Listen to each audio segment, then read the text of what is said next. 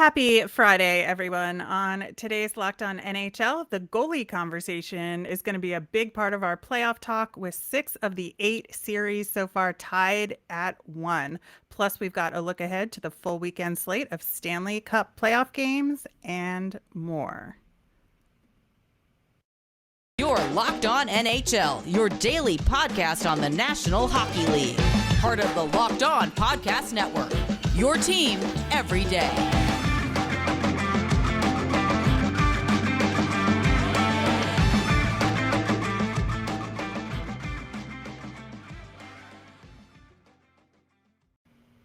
Welcome to the Friday edition of Locked On NHL. I am Rachel Donner from Locked On Flyers. I'm on Twitter at rmiriam. I'm here with Gil Martin of Locked On Islanders, and you can find him on Twitter at IceWarsNYIVSNYR. Gil, how are you doing today? I am good. How are you, Rachel? Good. The playoffs have been fun so far. I'm very excited to get into where we are with all of these first round series. Thanks for making Locked On NHL your first listen every day. We are free and available on all of your favorite podcasting platforms. Plus, you can watch us over on YouTube. Gil, we have some goaltending to talk about on today's episode. I think that has been one of the major themes of the playoffs so far. I want to talk about last night's game between the Colorado Avalanche and Nashville Predators. That series is 2-0 Avs, but I think really the big story is the Nashville Predators goaltending. Yeah, Connor Ingram, 49 saves in that 2-1 overtime loss. And wow, I mean, talk about someone coming seemingly from nowhere and stepping up, going against one of the best teams in the league, top seed in the Western Conference, and keeping the underdog team in the game. It's a great story. You got to give your hats off to Connor Ingram. It only would have been a better story if he would have been able to pull off the upset. Oh, unbelievable game from Connor Ingram. Of course, Jusse Suaros was out at the end of the regular season for the Preds. David Rittich, who was the guy that you would have expected to step up, came in game one. And of course, we know what happened in game one with the Avalanche just decimating the Predators. The final score of that game was 7-2. And so Ingram comes in relief for that game. But I think the Avs have just been dominating this series overall from a shot perspective. And I think that even though Connor Ingram was having the game of his life, it just felt inevitable that the Avalanche were going to win that second game, despite all of that. Yeah, it would have been difficult, watching the flow of that game for Nashville to pull the upset off. But, that's the beauty of overtime playoff hockey. It only takes one silly bounce, one trip up the ice, one little thing that is unexpected, and the entire complexion of the series changes just like that. So it made for entertaining hockey, and it was a great story. And he'll have to do a lot more of that coming up in games 3 and 4 if he wants to keep his team in the series. Exactly. And, in that overtime, it just also felt like it was perfect that Cale Makar scored that overtime goal for the Avalanche. He had 21 shot attempts in that game. So you figure at some point one of those was going to go in, and it certainly did in overtime. But what an exciting game. Honestly, I think, again, after that first game, I don't think anybody really expected the Preds to get back in it. And despite everything, put everything out there on the ice for game 2. Unfortunately, couldn't get it done, and they're down 2-0, but they're headed home. So stranger things have happened. We'll see what happens in games 3 and 4 in Nashville. The next series with goaltending issues was the Pittsburgh Penguins versus New York Rangers. That series is tied at 1, one of the 6 series that we have tied at 1. Of course, with that triple overtime, game 1, unbelievable. the Pens are in a goaltending quandary as well. So Tristan Jarry's got a broken foot. Casey DeSmith comes in for game one, got hurt in the second overtime. Louis Domingue comes in, faced 17 shots. They win game one in triple overtime. I think shocking a lot of Rangers fans, I would say. Well, I mean, if you're a Ranger fan heading into this series, the one thing you sort of feel you've got in your back pocket, we have the edge in goal. I mean, that's I'll take Shesterkin over the third string goalie Domingue. I don't even know if half the Ranger fans can pronounce his name. So it's a great story because Domingue is a journeyman goalie. What has he played for 5 teams in the last 5 years? Something like that, yeah. In the minor leagues, in the NHL, and comes in cold in double overtime and plays so well. So great story. And he got the win in game one, but in game two couldn't carry that over. And now we have what should be a great series. And I'll say this, game one, some of the most entertaining hockey I've seen in a long time. Oh, yeah. I was absolutely planning on going to bed that night. It did not happen because I had to see how this game was going to turn out. And it was incredible back and forth action. I think, the Rangers did dominate for stretches as well, but the Pens had their chances. I would say it was sort of the exact opposite of that Preds Avs overtime, where it just felt completely Avalanche dominated. The Pens Rangers series in that overtime, very different circumstances. Every trip up the ice, you hold your breath. You're like, it could end now, and it just kept going. And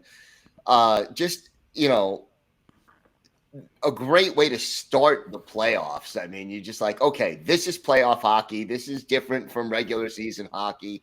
And wow, I love watching this. So it was a great game. And then, game two, the Rangers bouncing back. And then you have the little bit of controversy with Jeff Carter colliding with Igor Shesterkin behind the goal. Did he embellish it? Was it a dirty play? It depends who you ask. Right. But, again, that just adds a little bad blood to what is already a series between two traditional rivals and division rivals. So I love this time of year. Just bring it. I can't wait for game 3 of this series. Yeah, I think for me personally, Pens Rangers is a series I would like nobody to win. But at the same time, I think it's been a ton of fun. Just like you said, just watch these rivals go at it. Even in that loss in game 2, Sidney Crosby gets his 70th playoff goal. And so he's continuing to hit those milestones, and you can never count out a team with Sidney Crosby on it. That's for sure. Exactly. You do that at your own peril. So, just to add a little spice to it, that the trio of Malkin, Crosby, and Letang may not be together after this year. So a little more pressure on the Penguins to get one more long playoff run before that group gets broken up, or at least one or two of them may not be back. So, yeah, there's just so many elements to it. I love it. The first round of the playoffs is just wall-to-wall hockey. And, you could just sit in front of the TV for hours at a time and just enjoy playoff hockey. So I love it. In our third series with some goaltending issues, Canes versus Bruins. That series has Carolina up 2-0 on Boston. And it's been a pretty dominant performance overall by the Carolina Hurricanes. But they're having their goaltending issues as well, with Pyotr Kochetkov having to come in for Antti Ranta. And, he stopped 35 shots in that 5-2 victory for game 2 for Carolina. And, he is a huge story for that team. He's only played 3 regular season games, got called up. They had to secretly get him over from Russia to begin with in a very complicated manner. And he is just a really dynamic personality as well. So he makes games a lot of fun for the Carolina Hurricanes. But, with Freddie Anderson down and Ranta a little shaky, Kochetkov is taking a lot on his shoulders right now. He is, and Carolina obviously the favorite in the series, and there's pressure there, and they're at home, and he came up big. So credit to him, and credit to the Hurricanes for dealing with the goalie issues and still going strong. That's the thing about that team is that they have so many different offensive weapons to draw from. They've had a ton of different goal scorers in this series so far, so that even with a question mark in goal, although Kochetkov is playing well, just in terms of who might be in net, they have the offensive ability to counter whatever might be happening in net, and that's why Carolina is up in this series. And, on the other side of things with the Bruins, they went with Linus Ullmark in this series, who has not played that great. So it seems like they're going to put Swayman in for game 3. Yeah, I would think they would. And game 3 in Boston, a must win for the Bruins. No question about that.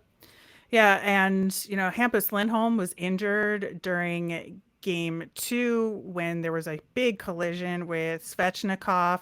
So, they are in dire straits, I would say, in this series. No question about that. And look, like I said, must win, down 2-0, playing against a team that's hitting on all cylinders offensively. It's a big challenge for the Boston Bruins. All right, we're going to continue discussing the Stanley Cup playoffs so far with some series where some favorited teams took a little while to get settled in. But first, we're going to hear about our friends at Built Bar. Yeah, summer is coming, and with summer, you're going to need some food on the go. Well, Built Bars are the perfect snack to take with you on family vacations. Throw them in your bags and your kids' backpacks.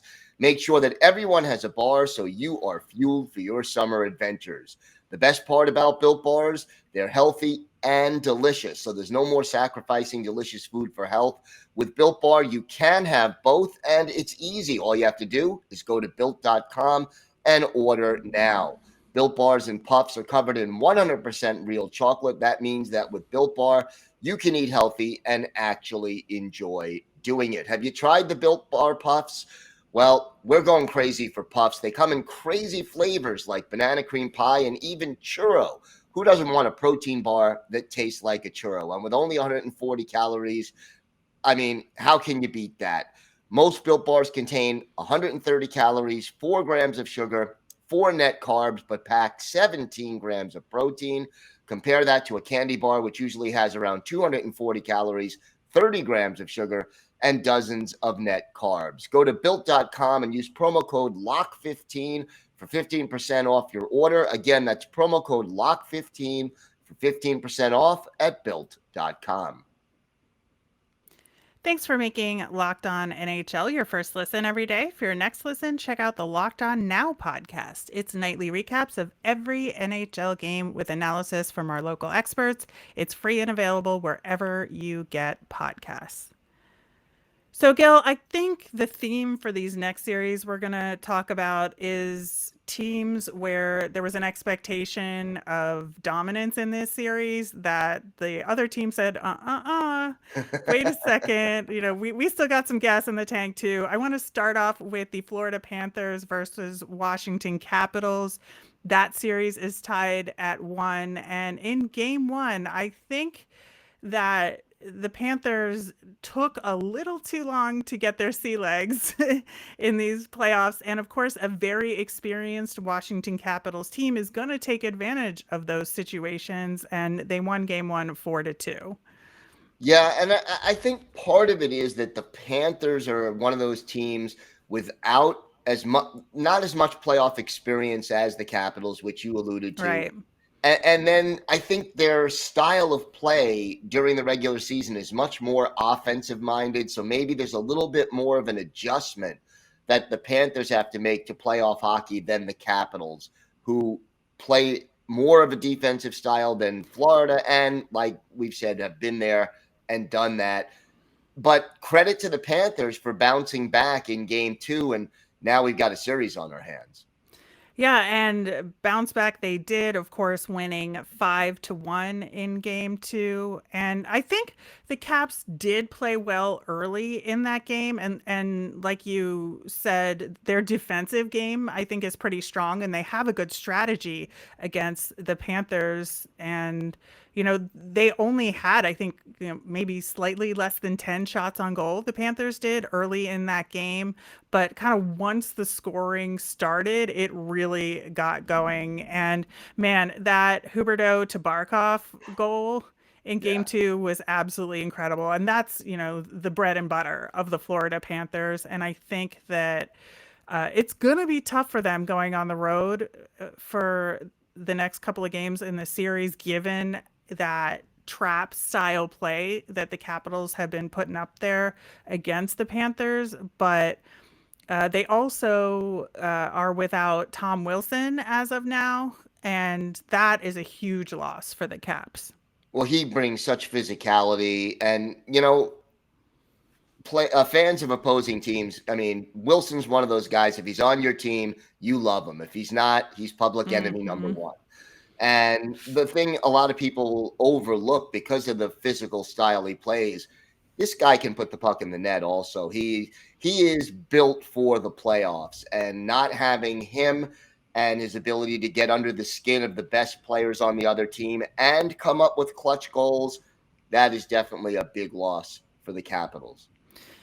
Yeah, so we'll see how that series goes moving forward when it heads to Washington. But the next series I want to talk about is the Toronto Maple Leafs versus the Tampa Bay Lightning, also tied at 1. I think expectations for this one were much tighter than the Panthers Caps series for sure. But I don't think anybody was expecting the defending Stanley Cup champions to get blanked 5-0 in game 1. Yeah, nobody expected a team coming off back-to-back Stanley Cup wins to look flat in the first game of the playoffs. But, maybe getting beaten that badly was the wake-up call that the Tampa Bay Lightning needed. Yeah, and that's kind of been their MO, where, toward the end of the regular season, sometimes they have faltered a little bit, but then they can go into this higher gear for the playoffs. And they certainly did that in game 2. I mean, the Leafs, again, similar to game 2 for Panthers Caps, where the Leafs played really well early in the game, but then something clicked for the Tampa Bay Lightning. And the usually strong Toronto Maple Leafs power play, that they call a power kill, and dominated in game 1, let them down in game 2, and, gave up a couple of power play goals. And so I think that teams like the Lightning with experience winning the Cup are going to find ways to win, even against a team as strong as Toronto. Yeah, and can you think of another team in the NHL with more pressure on it than the Toronto Maple Leafs right now? I mean, there is none. I mean, maybe the Avalanche because of the President's trophies they've won, but boy, the spotlight that you get playing in Toronto, the fact that they haven't won a playoff series in so long, haven't won a cup in 55 years and counting, Toronto is just built to win now, and there is a lot of pressure on that team. Tough to go and play the defending Stanley Cup champions, 2-time defending Stanley Cup champions in the first round, but this is going to be a great series all the way. Oh, it's great hockey. Even if you look at the scores, you may think it's lopsided. It's still tremendous hockey. So I will be watching Leafs Lightning for the duration. I certainly hope it goes to game 7, because it's going to be tremendous if it does. The next series I want to talk about is Edmonton versus the LA Kings, also tied at 1, somewhat unexpectedly, I would say, where this is yet another circumstance of the team that's expected to dominate a series. I think in the Oilers case, going down in that first game 4-3, but then coming back strong in game 2, winning 6-0. Yeah, I mean, they really turned it on in game 2. But, the Kings are one of those teams right now. Nobody even expected them to be there this year. And I think they went into this series as big underdogs, feeling like, hey, we're playing with house money. We've got nothing to lose. They played very well in game 1. They accomplished what every road team in a playoff series wants to do. They won one game on the other team's home ice. So now they go back to LA. They have a chance to hold serve. This series is better than most people expected, and let's see if LA can keep it up. That's what I'm curious about in terms of going back to LA for the next couple of games. And, the Oilers are a team where I think a lot of people doubt them because they have faltered so many times over the last, 5, 6 years, whether it's in the regular season to not even make the playoffs or in the playoffs where they're expected to win and then just go down.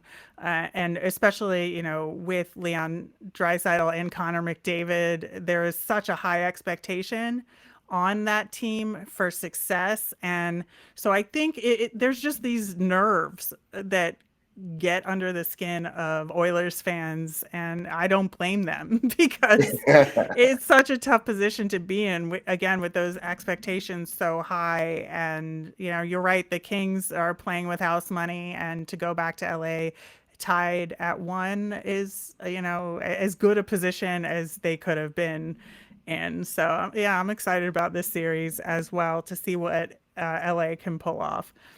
The next couple of series are also tied at 1. I would say they're the sort of least engaging series. All playoff hockey is great. Yes. Don't get me wrong. First, have to put that on the table. But I think, compared to some of the other series, maybe they're slightly less exciting. But, Wild and Blues are tied at 1.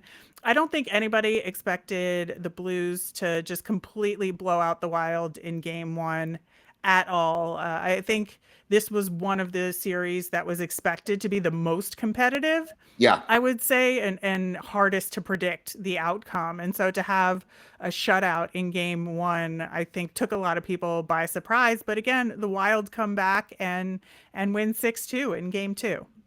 Yeah, and it's interesting because both of the games, the scores were fairly one-sided, and coming in, you're thinking this is the most evenly matched series out of all the 8 that we're presented with. So you never know. But here we are, even at 1-1. This one's going 7. I think we all sort of figured that before the series started. I just have a feeling this one's going 7. Well, we'll see if your prediction is correct, Gil. The last series, of course, Calgary Flames versus Dallas Stars. And this is one of those series that just the matchups seem completely disjointed to me. And so the hockey is a little weird in this one, but and low scoring. Whereas I think I might have expected some higher scoring from the Calgary Flames in this series, but only managing 1 goal in game 1, of course, getting shut out by the Stars in game 2. So I think that's going to be the key to this series is the Flames getting their scoring together. Yeah, I mean, one of the concerns you have with the Flames is, are they too dependent on their top line? And if you can somehow shut down that line, do they have the secondary scoring? So far, the answer has been not really. This is going to be an entertaining series as well. And, low scoring doesn't bother me. I can be very entertained by a 1-0 hockey game if the style of play is exciting. I'm looking forward to seeing who wins the pivotal game 3. Well, we're going to talk about all of those games 3 coming up next. But first, betonline.net is your number one source for all your betting needs and sports information. You can find all of the latest sports developments, league reviews, and news, including this year's basketball playoffs, the Stanley Cup playoffs, Major League Baseball, and this weekend's Run to the Roses as the Kentucky Derby is back. BetOnline is your continued source for all your sports wagering information from live betting to playoffs, esports, and more. Head to the website today or use your mobile device to learn more about the trends in action. Bet online where the game starts. It just keeps going this weekend, Gil. On tonight's slate, we've got game 3 of Canes Bruins, which should be interesting based on all that goaltending conversation that we talked about earlier in the show. We've got game 3 of Leafs Lightning, Wild Blues, and Oilers Kings. Yeah, and wall-to-wall hockey. I love the first round because there are so many different series. So you have tonight, a 7:30 Eastern time, a 9:30 Eastern time, and a 10 o'clock Eastern time. You can give your remote finger a big workout watching all this hockey this weekend. And, to me, all of these series been very close with the exception of Carolina, Boston. And, the Bruins have their backs up against the wall. If they don't come through tonight, that series is as good as done. Oh, I think so for sure. You mentioned the staggered scheduling. It has been so good to have that. The NHL needs to do that during the regular season a little bit more, Would be good. so we can toggle between games during the regular season. It makes for a really fun night of hockey watching. So take a lesson, NHL. Of course, tomorrow we've got the other slate of games where we have Panthers versus Caps, Rangers versus Pens, Flames versus Stars, and Avs versus Predators. And, again, all of these game 3s are switching locations, so there's going to be a different atmosphere.